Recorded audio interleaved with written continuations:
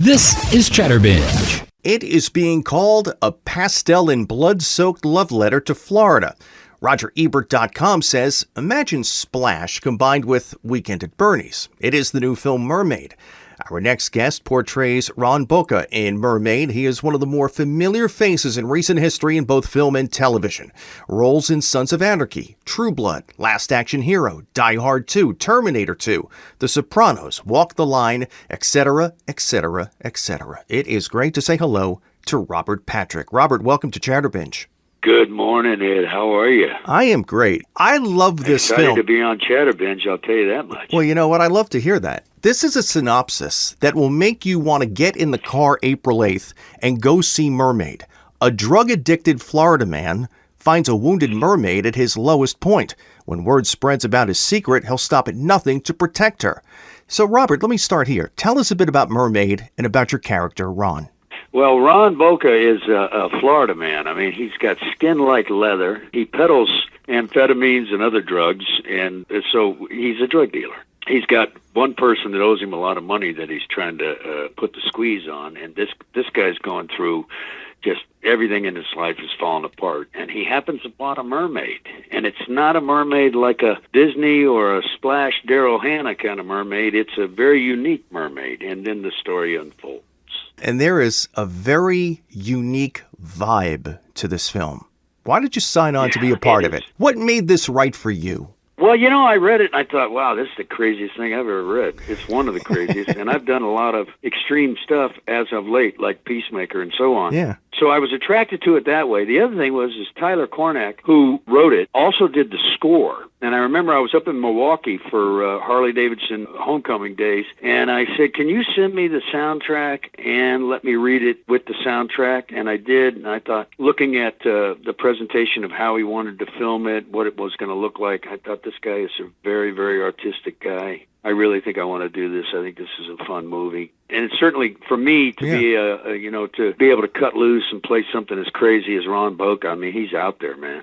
You have done so many different things and played very different types of characters throughout your career. So I guess it leads me to this. How important is it to stretch your own range so that you can play many different positions on the field, so to speak?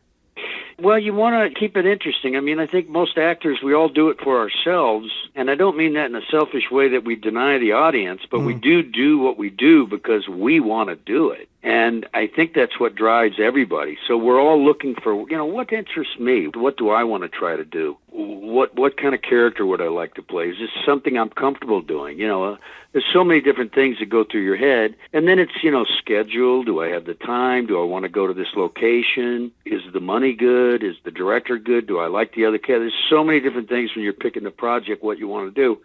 I try to keep it interesting. I have a lot of sci-fi fans. There's some action fans, dramatic fans, so comedy. So you kind of try to spread it around and see what you can do, and challenge yourself to a certain degree. And that's kind of where I'm at. And I'm pretty sure that's the way most actors are approaching projects. There is one thing that I've always admired in your work, and that is a very palpable, focused intensity. And there are two specific scenes in your career that come to mind. The confrontation in the back office at Ramsey Outdoor Sporting Goods when Tony Soprano loses his patience with David Scatino. You and James Gandolfini, that is a pitch-perfect scene. And there is another one. It's in Walk the Line when Johnny Cash and his father see their relationship come to a head from opposite heads of the table at Thanksgiving dinner, you and Joaquin Phoenix. First, that scene in The Sopranos. And within those 2 minutes, Robert, your character displays this wonderful combination. It's fear, contrition, despair, aggression, emptiness within this violent confrontation. So how do you as an actor, how do you best prepare to create that focused intensity? Wow, that's an excellent question, Ed, and I really appreciate it. It sounds like you know what you're talking about, and I appreciate your comments. They're very, very kind. Oh, God, it's so hard to really try to make it short and sweet answer. But Sopranos, we did an in-depth going to Gamblers Anonymous, and I met so many people going to Gamblers Anonymous and listened to their stories, and they were all so innocent and vulnerable, and yet allowed this crazy stuff to happen to them, and it just disaster, upon their lives. And I felt a lot of empathy for them. It was complex, and you've got multi-layer of you're being a high school buddy of Tony Soprano. Sure. So there was that relationship part, and then there was just the stupidity, and it's just pathetic. And I think that's what we were striving for. Of course, I was pushing Jimmy Gandolfini to really show up and scare the bejesus out of me. And I had told him the day before we shot that scene, I said, just make sure you bring your A game tomorrow. And he went, ho. Don't you worry, I'll have my A game. And he showed up that morning. He said, how's your balls? Oh, Lord, here we go. It's a hell of a way to start the day. That was Jimmy, and Jimmy's super intense. And then with Joaquin, it was the same thing. It was Joaquin, it was like a father kind of like letting you know, I'm not impressed with you, buddy. Yeah. I know who you are, and this charade of what you think you are, and you're nothing. You ain't got nothing. You got a tractor stuck in the mud. You ain't got nothing. Yeah. What do you got? Yeah. Who are you? Who do you think you are? You want to call me out? Where were you? So there's a lot of Joaquin and I working together, and what we were doing off camera and saying things to each other that kind of, enrage each other and just get at each other. And you're latching on. Look at my scene partners, too, by the way. I mean, you're talking about one scene with Joaquin Phoenix. Yeah. Well, you just latch onto him and go for the ride, And it's the same with Jimmy Gandolfini. I mean, I'm working with great actors, so that's what you want. You want to be playing in the World Series every game. So that's a great way to put that. And you know what always got me about those two separate scenes is that the scene with Gandolfini becomes violent, but the scene with Joaquin Phoenix, you remain seated at the table, and it's this battle of wits. But in both cases, you get to the same place in terms of that palpable, focused intensity. So it shows you can take different paths to get to the same place, can't you? Yeah. And you know what? Every time you do scenes and you go off on different things, that's just what got printed. You know what I mean? Sure. That's what got used. That's what got edited into the film. The movies are made in the editing room, and those are just the takes that were chosen.